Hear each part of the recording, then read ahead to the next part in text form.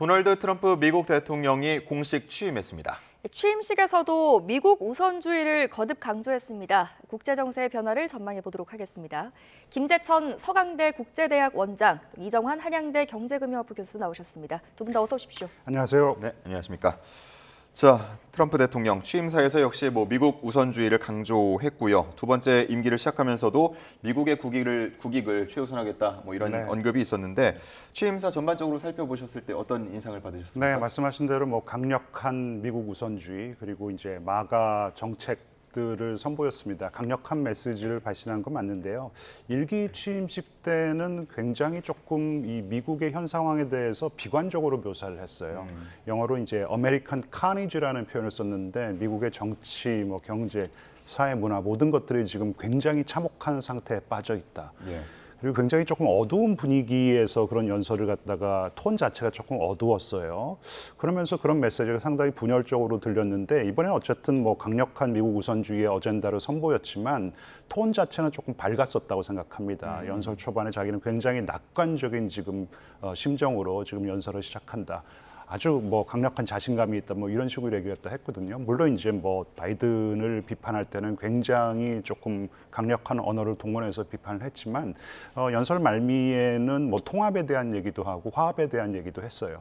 그래서 조금 낙관적인 어떤 그런 분위기에서 미국 어젠다, 미국 우선주의 어젠다를 거기에 관한 이제 메시지를 발신했다라는 것이 조금 큰 차이였다고 생각합니다. 네. 교수님께서 방금 언급하셨듯이 바이든 정부, 전 정부의 향해서는 또 굉장히 비판적인 날을 세우기도 했거든요. 이렇게 면전하다 대고 좀 강하게 날을 세운 이유가 있을까요? 그럼 일단 A, B, B라고 얘기해야 될까요? Anything but Biden. 그래서 이제 그 바이든 대통령이 추진했던 어떤 정책에 대해서는 상당히 비판적으로 나왔는데, 근데 바이든에 대한 비판뿐만 아니라 이 트럼프가 워낙 그 반엘리트주의 정서가 강해요. 그러니까 이제 일반 국민들에게 특히 이제 노동자층, 저소득층들에게 당신들이 이렇게 삶이 어려워졌는데 워싱턴의 그 기득권층들, 공화당, 민주당 할 것 없이 기득권층들은 당신들의 어떤 삶을 개선하는 데 대해서는 아무런 관심이 없다. 이제 이런 메시지를 발신해서 이렇게까지 성공했다고 볼 수 있는 것이거든요.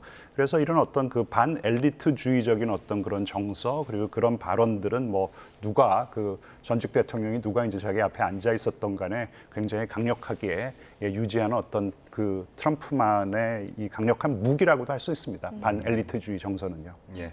자, 그런가 하면 언급 중에 미국이 부당한 대우를 받는 것을 좌시하지 않겠다 이런 언급도 있었습니다. 미국이라고 하면 최강대국인데 그동안 그렇게 부당한 대우를 받아왔습니까?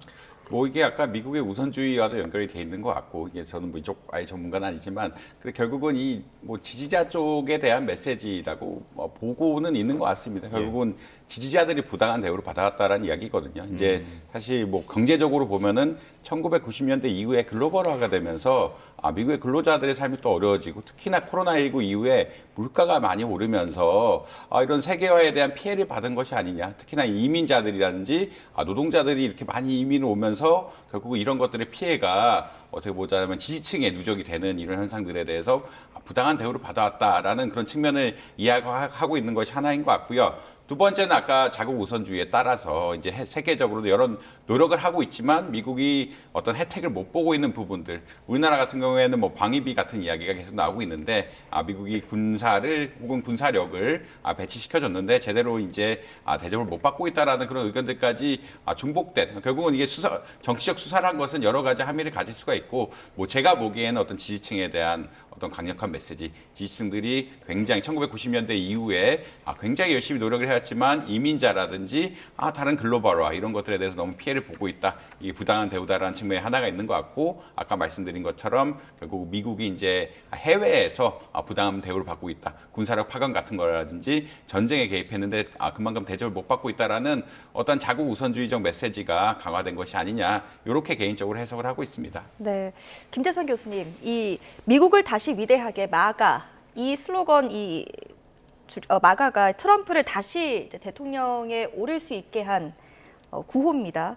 마가에 담긴 이민과 또 군사 개입 축소 등 이 핵심 내용을 좀 정리를 해주신다면요.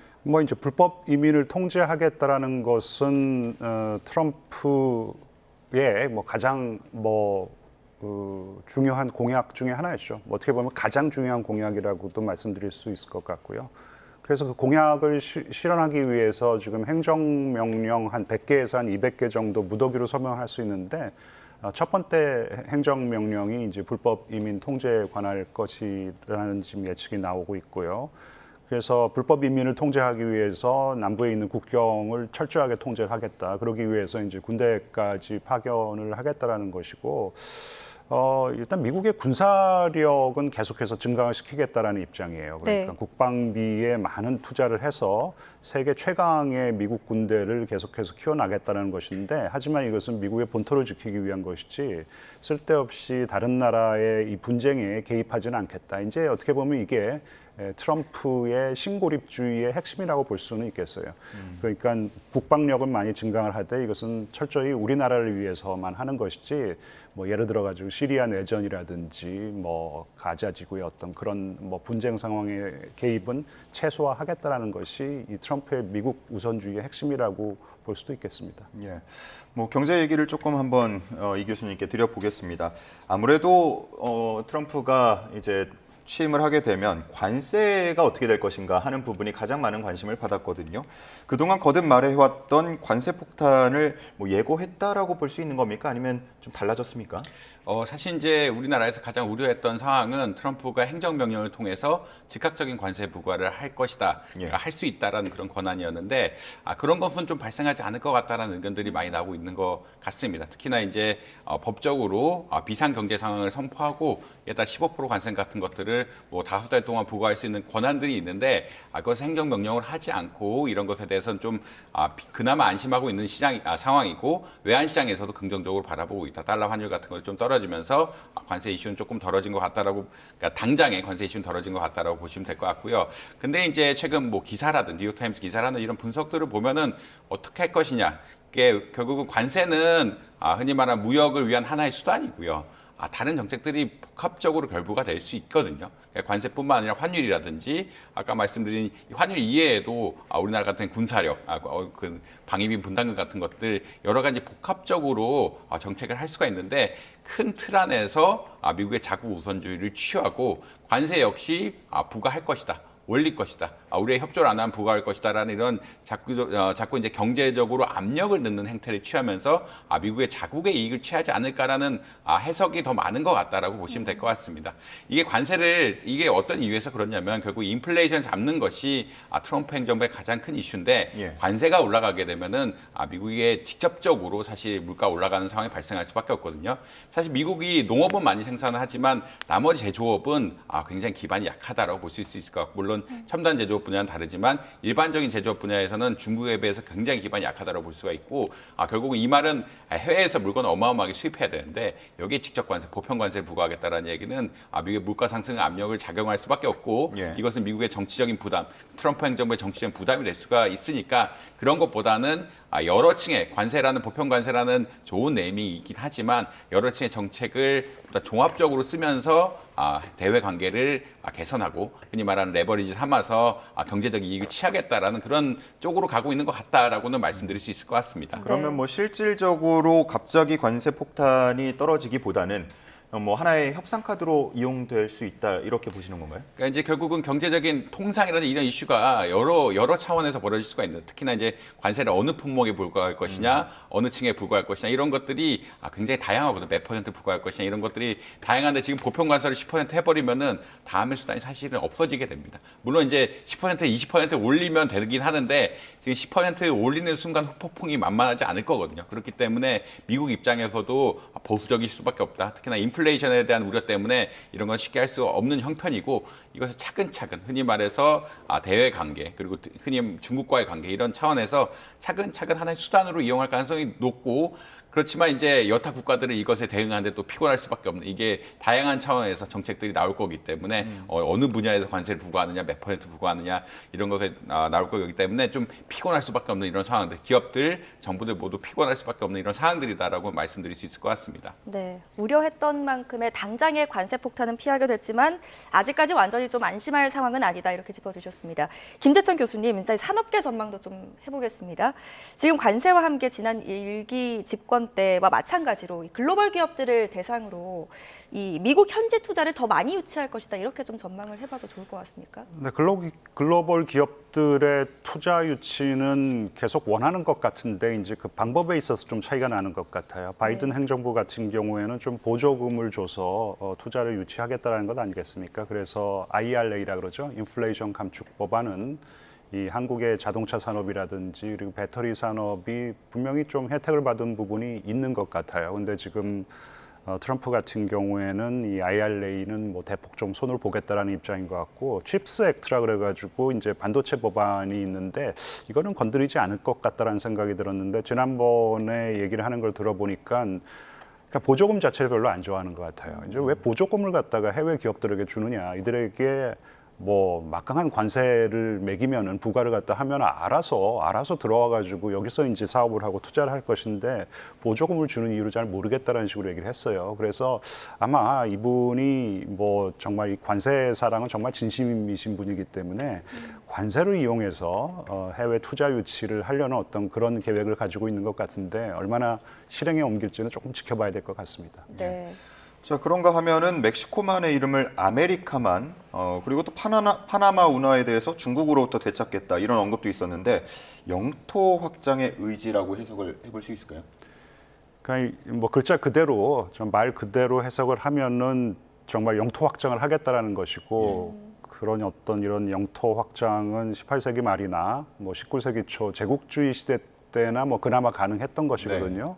근데 이제 정말 실행에 옮긴다면은 이게 이제 미국이 2차 대전 이후에 구축하고 관리해왔던 자유주의 국제 질서의 정면으로 배치가 되는 것이에요. 그래서 이게 정말 어느 정도 가능할 것인지 모르겠지만 사실 통제를 강화할 수 있는 방법은 굉장히 많아요. 파나마 운하도 그렇고 뭐 그린란드도 지금 매입을 하겠다.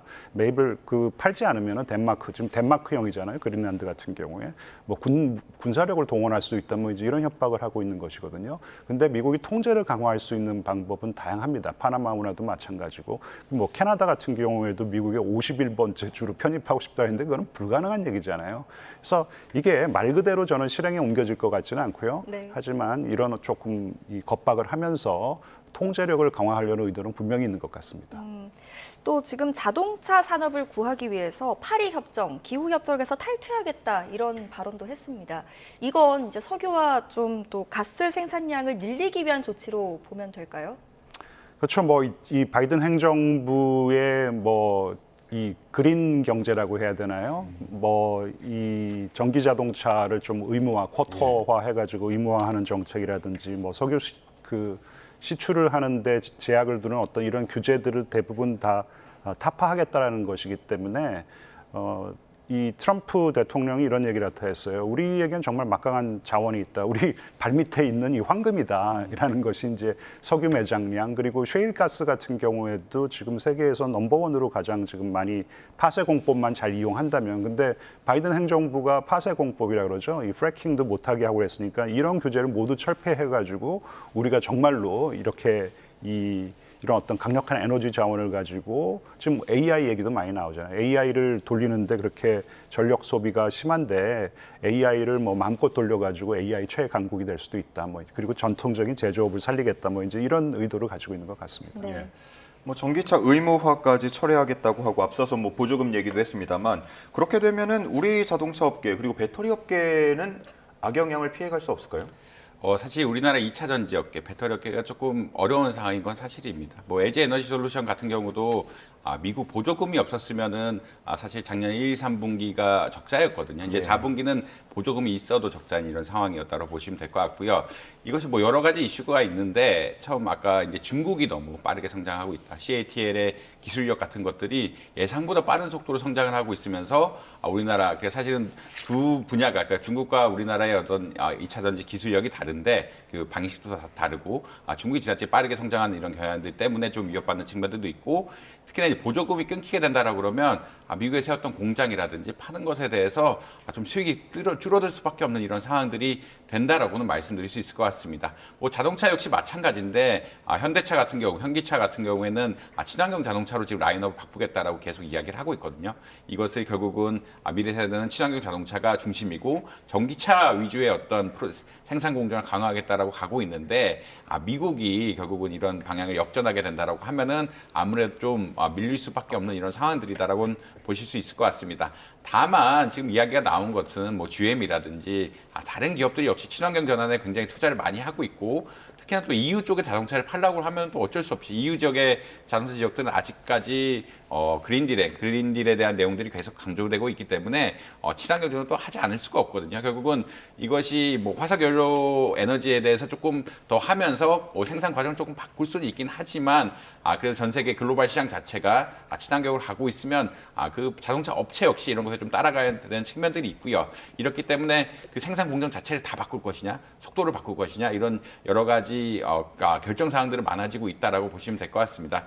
요약적으로 말씀드리면 일단 부정적이다. 한마디로 말씀드리는 것은 지금 2차 전지 같은 산업에서는 미국의 보조금이 없으면 적자가 날 정도로 조금 어려움이 심화된 상황들이고 현대 기아차 같은 경우엔 자동차 라인업을 친환경 차로 바꿨기 때문에 미국의 친환경 자동차 수요가 줄어들게 되면 좀 어려움 겪을 수밖에 없다. 다만 이런 전 세계적 흐름, 미국만의 어떤 독자주의하고 유럽의 방향, 그러니까 중국도 친환경 자동차로 가고 있거든요. 이런 전반적인 흐름과의 갈등 관계 때문에 기업들이 좀 자율적으로 결정할 수 있는 부분들은 또 있는 것 같다라고는 말씀드릴 수 있을 것 같습니다. 네, 지난 바이든 정부 때를 좀 보면 우리의 그 대미 무역 흑자가 급증했었잖아요. 그런데 이제 만약에 트럼프 대통령의 관세 정책이 현실화한다면 우리 수출은 어떻게 될 거라고 전망을 하십니까? 이제 관세가 오르게 되면 피해를 볼 것이 직접적으로 피해를 추산한 것도 있고 그다음에 이제 미중 간의 관계 때문에 또 부정적인 영향을 받는 것을 추정한 것들도 있는데 대체적으로 한 관세가 10% 정도 오르면 한 우리나라 수출이 9% 줄 것이다. 20%까지 오르면 12% 이상 줄 것이다라는 연구 결과들이 나오고 있습니다. 그만큼 수출이 많이 감소할 것이라는 이야기라고 드실 수 있을 것 같고요. 일단 관세가 오르게 되면 어떤 일들이 벌어지냐. 미국 수출에 당장 어려워지는 어떤 부정적인 측면이 있을 수밖에 없다. 우리나라에 생산하는 어떤 자동차라든지 2차 전지라든지 반도체라든지 관세 붙어 나가게 된다라고 하면은 미국 것에 비해서 가격 경쟁력이 조금은 약화되기 때문에 아무래도 수요가 줄어드는 측면이 있겠고요. 특히나 좀 우려가 되는 것들은 미국과 중국의 보복 관세 경쟁 같은 게 붙게 되면은 결국은 중국의 경제도 또 위축될 수밖에 없는 상황들이고 미국의 경제도 또 긍정적인 뉴스는 아니거든요. 보복 관세란 것은 물건의 가격을 인위적으로 올린다라는 이야기인데 인위적으로 올리게 되면 소비가 줄어들 수밖에 없습니다. 소비가 줄어들게 되고 인플레이션이 생기게 되고 금리가 또 올라가게 되는 또 부정적인 영상들이 있을 수밖에 없고 특히나 우리나라는 중국에 대해서 여러 가지 중간재들을 많이 수출을 하는데 미국의 그러니까 중국이 미국에 수출하는 어떤 제품들의 어떤 가치들이 많이 떨어지게 된다. 수량이 떨어지게 된다라고 그러면 우리나라 대중 수출 역시 좀 위협을 받을 수밖에 없기 때문에 부정적일 수밖에 없다라고 아마 이해하실 수 있을 것 같고 그렇기 때문에 어떻게 보자면 정부에서 보다 더 준비를 하고 이런 대응에 대해서 총력을 기울여야 되는 이런 상황인 건 맞다라고 아마 보시면 될 것 같습니다. 네. 자, 앞서서 뭐 영토 확장에 대해서 발언과 현실 가능성에 대한 말씀도 해주셨는데요. 방위비 분담금에 대해서는 어떤지도 궁금합니다. 대폭 인상을 하겠다는 언급은 있었는데 이 현실 가능합니까? 그죠? 후보 시절에 한국을 머니머신이라 그러고 자기가 대통령이었으면 10배 정도는 더 받아낼 수 있었을 것이다라고 얘기했기 때문에 바이든이 이 유권자들에게 자신의 정치적인 성공을 내세우는 척도 중에 하나가 얼마나 다른 나라로부터 실질적으로 정말 돈을 더 많이 받아냈느냐이기 때문에 방위비 분담금은 더 내라고 할 것은 분명한데 시점이 조금은 그래도 지금 트럼프가 한국의 정치적인 상황을 좀 관망하고 있는 것이 아닐까. 그러니까 이 지금 탄핵이 인용이 될 것인지 아니면 인용이 되지 않을 것인지 그리고 인용이 된다면은 60일 안에 선거가 치러져야 되는데 이 새로운 대통령 선거에서 누가 당선이 될 것인지를 조금 관망하는 것 같아요. 근데 분명히 좀 한국은 약점을 좀 잡았다라고 생각을 할 것 같고 속으로는 뭐 방위비 분담금까지 포함해서 뭐를 좀 한국에게 더 많이 뜯어낼 수 있을까. 그런 좀 계산을 하고 있지 않을까. 주판화를 조금 열심히 굴리고 있을 거라고 생각합니다. 시점은 그렇고 그럼 수준도 이미 언급했던 그 현실화 가능성이 있겠습니까? 10배까지 더 내라고 하라고는 할 수 있는데 그것은 분명히 트럼프식의 협상 방법이죠. 뭐 가장 뭐 최대치를 불러놓고 그리고 자기가 원하는 만큼의 어떤 액수를 제안을 했었을 때 그걸 딱 취해가는 것이 트럼프의 협상 방식이라고 생각합니다. 네, 외교안보 관련 질문 하나만 더 드리겠습니다.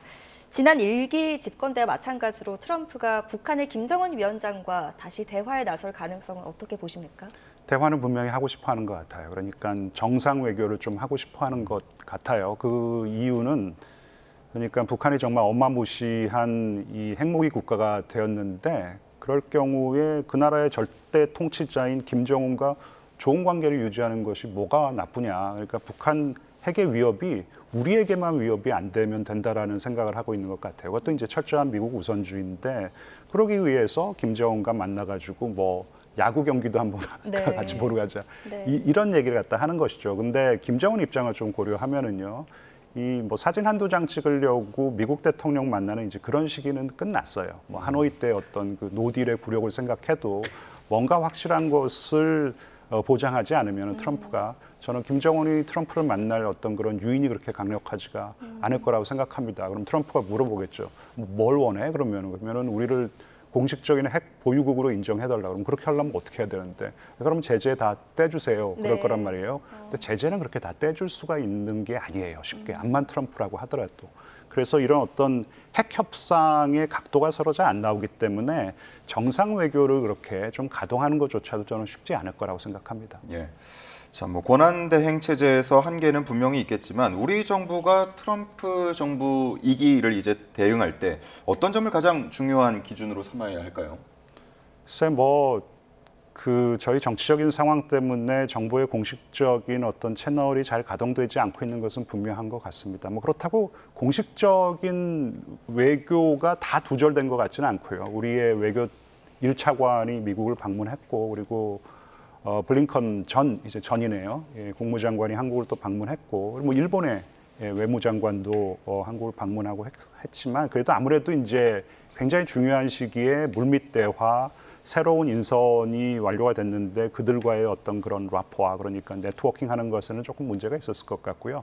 하나 좀 주목해야 될 것이 이 트럼프 주니어죠. 지금 뭐 막후 실세를 자처하고 있고 사실 J.D. 벤스 부통령 후보 영입도 이 트럼프 주니어의 작품이라는 거 아니겠습니까? 네. 이제 이 사람이 사업을 많이 했던 사람이기 때문에 네. 뭐 이 재계 인맥이 굉장히 두터운데 한국의 정영진 신세계 회장, 뭐 김범석 쿠팡 의장 등과는 굉장히 이제 그 친분이 두텁다 그렇기 때문에 이분들이 지금 실제로 취임식에 그 의회의 그 로턴다 홀에 들어가 가지고 취임식도 관람하고 취임식에 참석도 하고 그리고 무도회에 또 이제 참석을 한다는 것이기 때문에 네. 이들 어떤 재계 인사와 트럼프 주니어와의 어떤 그런 네트워크도 좀 잘 활용하는 것도 하나의 방편이라고 생각합니다.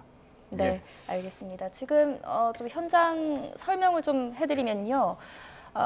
트럼프 대통령과 멜라니아 여사가 이제 군대 사열을 국회의사당에서 받고 이동을 했습니다. 지금 이동한 장소는 캐피털 원 아레나 실내 경기장입니다. 보시는 곳이 지금 캐피털 원 아레나 실내 경기장이고요. 이곳에는 국회의사당 로툰다 홀의 크기가 작아서 입장하지 못하고 취임식을 생중계로 지켜봐야 했던 일반 초청객들이 지금 이제 트럼프를 맞이하고 있는 모습입니다. 예. 이후에는 이제 백악관으로 이동을 하고요. 예, 보통의 경우는 이제 의사당에서 백악관으로 바로 이동을 하게 되는데 이번에는 실내에서 진행이 됐기 때문에 지지자들이 현재 이곳 캐피털 원 아레나에 한 2만여 명 모여 있는 것으로 보이고요. 퍼레이드와 뭐 중간에 내려서 지지자들과 인사를 하는 대신에 이곳에서 관련된 행사를 벌일 것으로 보입니다. 관련 언급이 있을지 연설이 있을지도 주목되는 부분인데 현재 이제 행사장의 모습을 보면 어느 정도 트럼프 대통령이 쭉 한번 돌면서 지지자들과 인사를 나누고요. 연설도 할 수 있을 것 같습니다. 자, 이후에는 이제 백악관으로 이동을 하게 되고요. 집무실에서는 서명식을 갖게 되고 제47대 미국 대통령으로서 업무도 본격적으로 수행하게 되겠습니다. 네, 추가되는 소식은 저희가 전해지는 대로 다시 한번 정리해서 전해드리도록 하겠습니다. 오늘 두 분 이야기는 여기까지 듣도록 하겠습니다. 지금까지 이정환 교수 그리고 김재천 교수와 함께했습니다. 두 분 다 잘 들었습니다. 고맙습니다. 네, 감사합니다.